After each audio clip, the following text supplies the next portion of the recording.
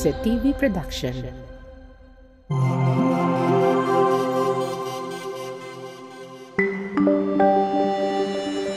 Your only island TV channel.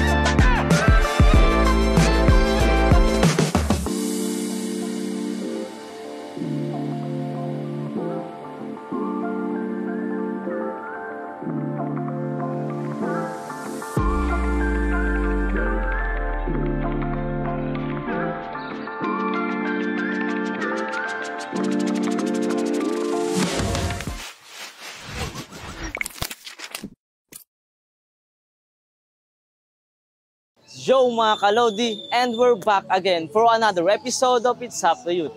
This is your host, Lodi Diggs, ang maghahatid sa inyo ng kasiyahan para sa panibagong episode ng It's Up to Youth. Dito lamang yan sa Isa TV, your only island TV channel. May hinahanap ba kayo?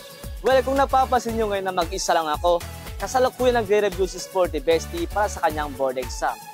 So Sporty Bestie, good luck and sana maging LPT ka rin soon. Para sa episode na ito, kikilalanin natin at tatalakayin ang kwento ng isang inspirasyon at tagumpay ng isang grupo mula sa Isabela City, Basilan. Pero bago ang lahat, youth fit check muna naman tayo, okay? Okay, so isang sample muna ng youth fit check dyan. Ready na ba kayo? Okay, youth fit check.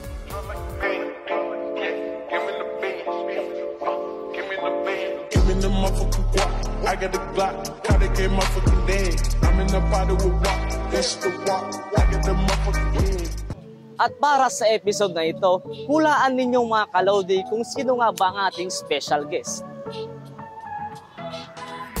Isa ang grupong ito na namamayagpag at gumagawa ng kanilang pangalan sa pagpapamalas na kanilang angking talento sa larangan ng pagsasayaw. Ating kilalanin ang grupong ito kung ano nga ba ang mga naging hamon para sa kanilang paglalakbay at tagumpay. Ito ang Basilan Dance Community.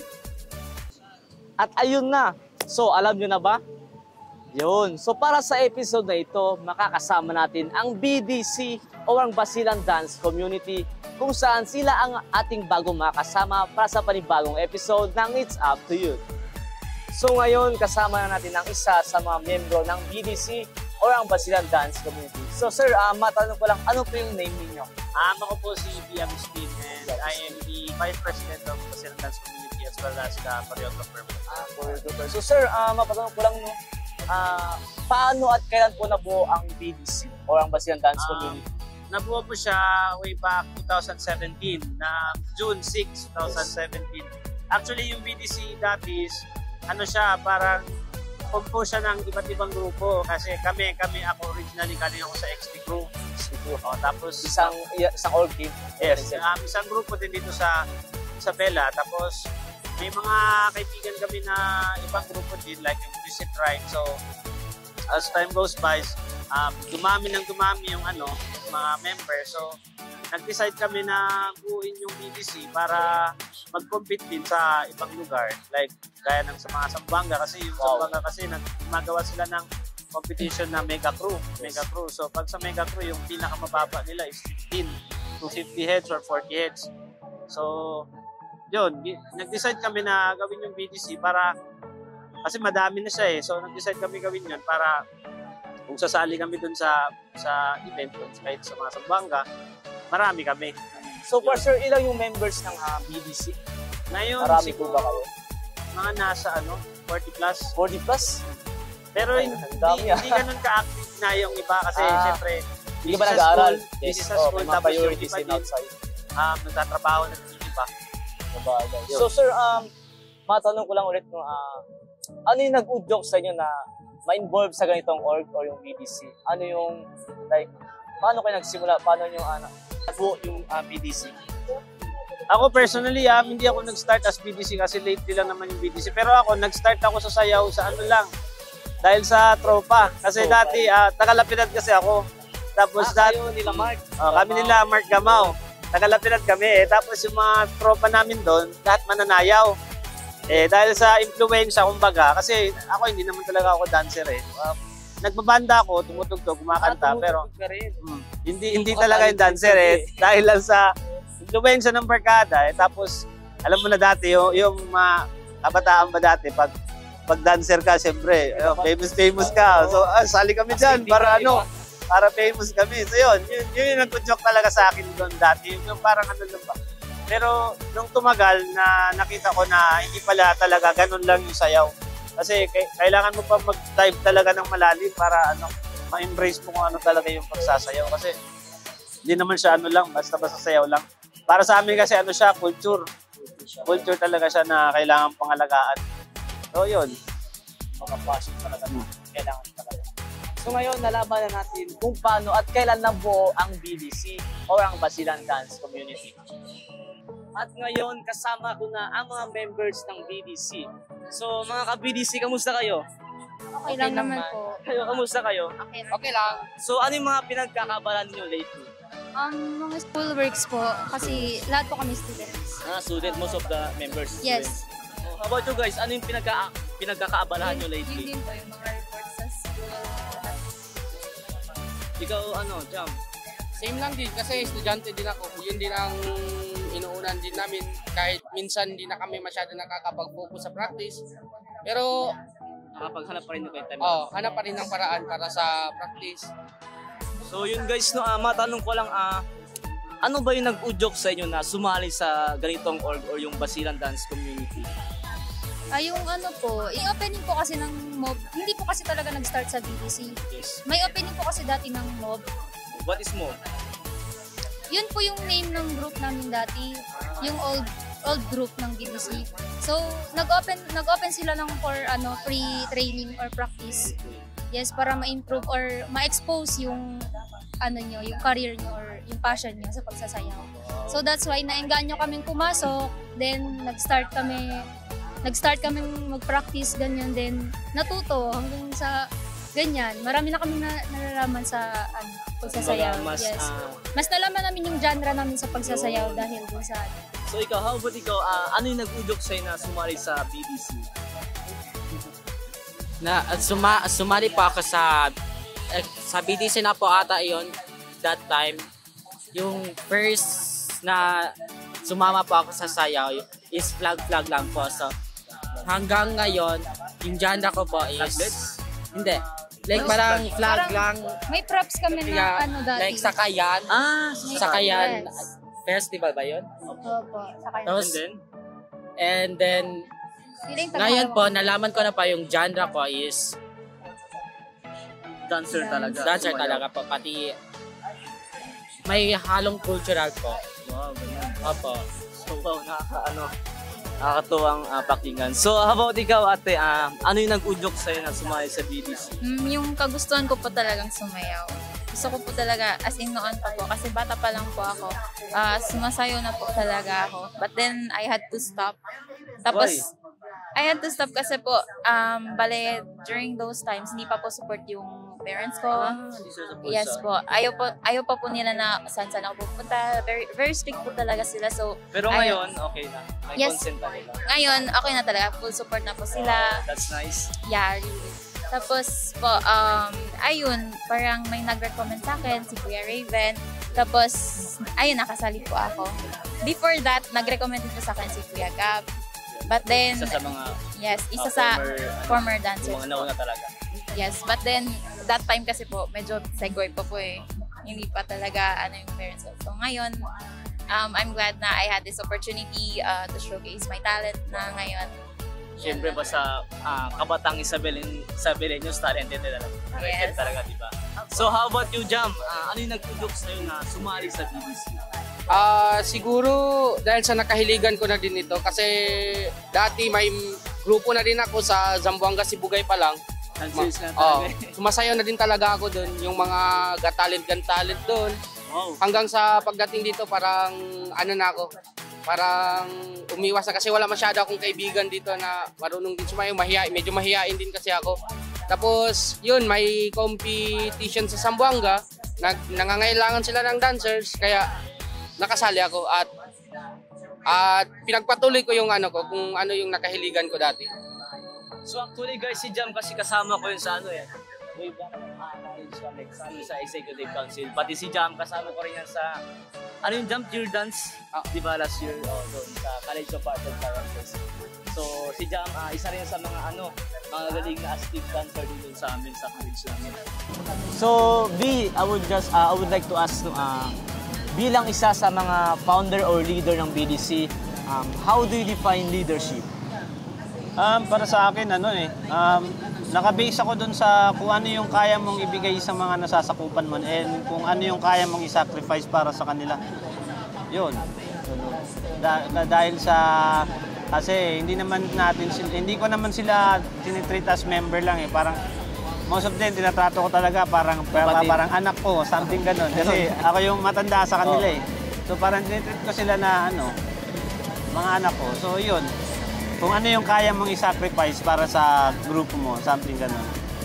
Kasi para sa kapakanan din naman yan talaga. Yes po. So, how do you apply it in your leadership, especially sa mga members ng BDC?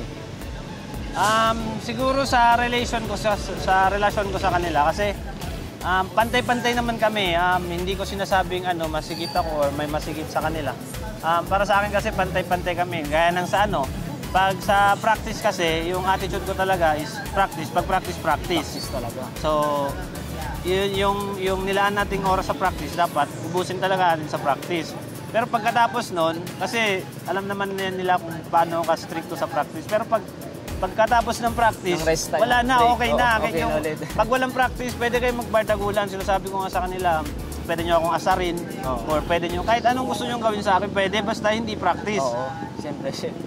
Tsaka pag yung mga nagko-compete kami, sinisecure ko talaga, lalo na pag yung mga dumadayo kami sa ibang lugar, sinisecure ko talaga safety nila. Yes, isa na yung safety nila. Pangalawa is, yung dapat hindi sila magutom, yung parang okay lang sa akin na hindi ako kakain, basta kakain sila. Wow. So, something ganun. Mahal ko talaga kasi yung mga bata eh. So ayun, grabe nga talaga yung leadership ng Vice President ng BDC na si B. Talagang, kumbaga, tinatrato na talagang mga anak at kapatid ang mga members. So guys, what are the challenges you guys usually face and how did you overcome it? Para sa akin, marami kasi nagiging problema. Like pag sa practice, wala kaming perfect na venue for practice. So palipat-lipat kami para kaming mga LPA kasi wala kaming lugar talaga para sa pagpapraktisan. Isa na 'yon. Tapos pangalawa pag competition, lalo pag dumadayo kami sa ibang lugar. So pera. Wala talaga kasi meron namang pondo yung BDC kasi meron naman kami collection minsan. And pagka nagko-compete kami, yung napapanalunan, may percentage talaga para sa BDC. Pero pag dumadayo kami sa ibang lugar, hindi talaga siya nagiging enough para sa gastusin namin. So, kailangan namin kumayod para dahil mga solicit.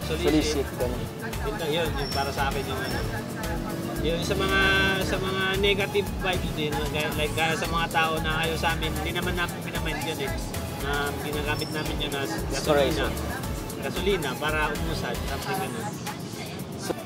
So, what makes you guys a difference from other dancers here in Isabela City? Lahat naman tayo may differences, diba po? So, the same goes with other girls. Meron din silang mga differences, own uniqueness. But then, hindi ko po talaga masasabi kung ano po talaga yung difference namin sa kanila. Kasi nga po, we've never been there kasi. So, parang, sabi ko kung baka same, baka different. So ano, what makes you stand out from the others? Parang ganon. Lahat po kasi kami dito sila ulo. Siguro para sa akin yung yung dedication. Kasi ako, pwede kong sabihin yun kasi galing ako sa ibang grupo na nag-handle din ako ng ibang teams nag-perform din ako sa ibang grupo. Siguro para sa akin personally as choreographer nila yung dedication. Kasi nakikita ko talaga na kino-comply talaga nila yung gusto kong mangyari palagi sa practice. Like parang pag nakikita nilang galit na ako or medyo mainit yung ulo ko, nagkukusa sila. So yun, yung dedication nila sa ginagawa. Yun. Basta ka BDC tatak talaga eh. So far guys, ano na ba yung mga naging accomplishment niyo or achievements during your journey sa BDC? Ako, personally, pwede naman natin sabihing achievements yung kung ano yung mga na-unlock mo as a person. Diba? Hindi naman siya basis lang kung nanalo kayo dito, nanalo kayo dyan. Siyempre meron naman kami nun, meron kami mga napanalunan na event. Pero ako personally, yung achievement ko dito sa BDC is na-unlock ko yung pagiging mahihain. Kasi dati, nahihiya ako sa crowd, nahihiya ako sa camera, nahihiya ako sa mga gantuan niya. And then, here comes the BDC. Tapos ako yung matanda talaga sa kanila. So, kailangan kong maging kailangan kong maging ganitong tao. So, na-master ko yung ganong klaseng tao. And para sa akin, achievement yun siya kasi may nagagawa ako ngayon na hindi ko nagagawa dati, something ganyan. Wow. So how about you guys? Ano yung mga naging achievements ninyo sa sarili ninyo? Yung pagiging mahihain din. Ganon din. Nalaman ko yung nalaman ko kung anong genre ko sa tagal kong sumasayaw is nalaman ko anong genre talaga ako dito. So during yung di ba nagko-compete kayo outside sa Bella City? So pwede ba makwento yung kung ano yung naging journey nyo doon or kung may ano yung naging accomplishment ninyo? Super saya. Yung sa yung latest namin is yung sa April. Recently sa April, di ba kayo? April, so anong place kayo? Nanalo po ba kayo doon? Nasa nasa top 10 lang din. Top 10 out of? 15. 15. Wow, that's nice. Pero maganda yung experience namin doon kasi habang papunta kami doon, marami nagchat-chat sa akin na mag-ingat daw kami doon kasi nga meron daw yung mga black magic. Pero sabi ko, what is black magic? Ano yung black magic? Yung parang mga yung parang mga tilo-tilo, yung mga pig-pig, something ganun. Totoo pala yun? Daw, yun yung sabi nila eh. Pero pagkadating namin doon, hindi naman eh. Kasi ang babait ng mga tao sa Ipil. Most of them Bisaya po ba? Or? Bisaya. Actually, yung mga organizer nga, dumating kami doon around 11 p.m. Tapos sinundo kami ng mga organizer sa terminal. Inatid kami puntang Capitol, tapos sinitra pa kami doon. Sabi ko, sa mga nag-chat sa akin, sabi ko, hindi naman ganyan yung yung namin dito sa Ipil kasi mababait yung mga tao. Yes. Yun. So aside from competing, do you have charity programs po ba? If, for example, nanalo kayo sa isang competition, so may mga charity programs po ba kayo nagawa? Like, yung mga feeding program? Last time, nung sa Power Up siguro yun, or hindi ko nakalimutan ko na yung event eh. Basta may nirepresent kami na barangay, yung Doña Ramona. Yes. Tapos, pinangakuan namin si SK na sabi ko, si Shane Ramizo. Si Ma'am Shane. Kasi si Ma'am Shane talaga, ito yung mga alaga na rin yung iba dito eh. So pag meron kami may nakikilala ako dito, yung isa. Supporta talaga niya sa amin pag may competition kami. So, yung time na yun, sabi ko sa kanya, kung sakaling may mapanalunan kami, share kami sa mga bata ng Doña Ramona. So, after nun, nanalo naman ng konti. So, nagkanda kami doon ng feeding program para sa mga bata. Anong year po yun? Recently na ba? Pandemic ata. Pandemic time pa. Parang 2020 or 21. Something ganun. Wow, in the midst of crisis, nakuha nyo pa rin magkaroon ng feeding program. Open din naman yung BDC, nagpa-participate din kami like kaya ng mga yung mga clean-up drive. Yes, nagpa-participate din yung mga BDC ng ganyan. Para kailangan nila ng tulong na para maglinis sa something ganyan. Pwede naman nila kami ipunta kasi open din naman kami sa mga like last time, tumulong kayo maglinis sa Balamawi, sa school. Tapos nag-planting din kami doon sa sa Maligi. Wow, that's nice. Nakakatuwa lang isipin, no, ang BDC na hindi lang talaga dancers, as well as nakatulong din sila sa mga kabataan, especially sa clean-up drive or other programs na ginagawa ninyo. So guys, ano ba yung pangarap ninyo or goal sa BDC? Siyempre, makilala, tsaka makapag-compete sa malalayong lugar or Mas higher level na sa competition. international, something ganun. Wow. Siyempre, lahat naman ng dancer, pangarap talaga yon. Pero siguro, nagiging problema lang talaga yung budget, Talaga. tsaka yung suporta, something ganun. Pero kung sakaling bibigyan ng pagkakataon, siyempre, gagrab talaga namin yun. Kasi opportunity na rin yun, di ba? Pangarap yun namin lahat eh. Yun. So guys, lastly, no, ano yung mensahe ninyo sa mga kabataang Isabeleños na gusto ring maging magaling na mananayaw? Yun. Follow your heart. Tsaka, Follow for your heart. Huwag talaga mahihiya mag-approach. Tsaka kung sakaling andun na kayo sa larangan na gusto nyo, siyempre wala talagang easy way para sa success eh. So dapat tuloy-tuloy lang sa grind ng buhay. Yun, ganun. So guys, aware ba kayo na may fast talk tayo? So do you know what is fast talk? Yes po, yun. Nakikita Alam niyo naman, di ba? boy. So okay, I will be throwing questions for 60 seconds and dapat ma-answer nyo yun. So paano ba yan? Ready na ba kayo? Ready na ba? Kayo ready? Ready na? Ready! Okay, so first question. Happiness or chocolates? Happiness! Oh, ang bilis peace of mind or money? Money! Money? Siyempre, kailangan mo ng money para mag-peace of mind. So, singer or dancer? Dancer! Wow. So, leadership or relationship? Relationship. Why relationship? Kailangan mo ng relationship eh. Kung Towards saka hindi ka others. naman pwede maging leader na mag-isa ka lang eh. So pag leader ka, syempre nasa isang group ka. So kailangan mo ng proper or maayos na relationship doon para maging tawag dito, effective as leader. Okay, so your inspiration in terms of dancing? Pamilya. Pamilya talaga. So, describe Isabela in one word. Home. Home. Wow. So, Isa TV is? Your only island TV channel. Your message to the youth dancers of Isabela City. Follow your heart and keep on fighting. Last question, we are Basilan Dance Community and we are? Proud performers of Isabela del Basilan. Wow. So, ayun guys. We are the Basilan Dance Community! Kimpapara Kumburu! Isa TV, your only island TV channel. Kimpapara Kumburu, Kumburu, Kumburu, Kimpapara Kumburu. Sa bawat piraso ng musika, ang BDC ay tila ba nagiging mas matibay pa ang kanilang samahan. Sa bawat galaw, lumalakas ang kanilang pagkakaunawaan at pagtitiwala sa isa't isa. Hindi na lamang sila isang simpleng grupo ng mga mananayaw, kundi isang pamilya na may matibay na pananampalataya sa bawat isa. Ang ingay ng kanilang mga paa at tibok ng kanilang mga puso ay tila nagiging isang himig. Ang grupo ng mga mananayaw na ito ay patuloy na lumalakas at lumalalim hindi lamang bilang isang sayawang grupo kundi bilang isang pamilya na may napakatatag na samahan. And our champion, Basilan Dance Community!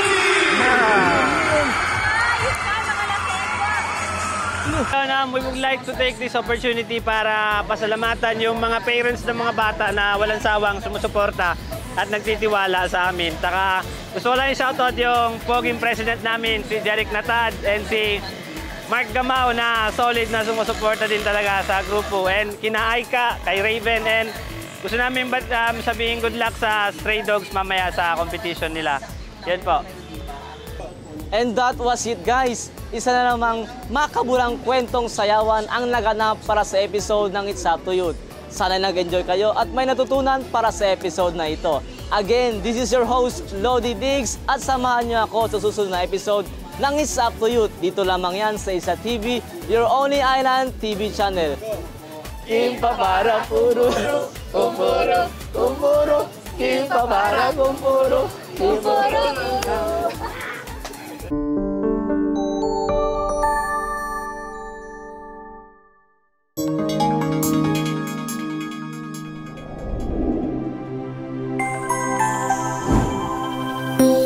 Isa TV Production.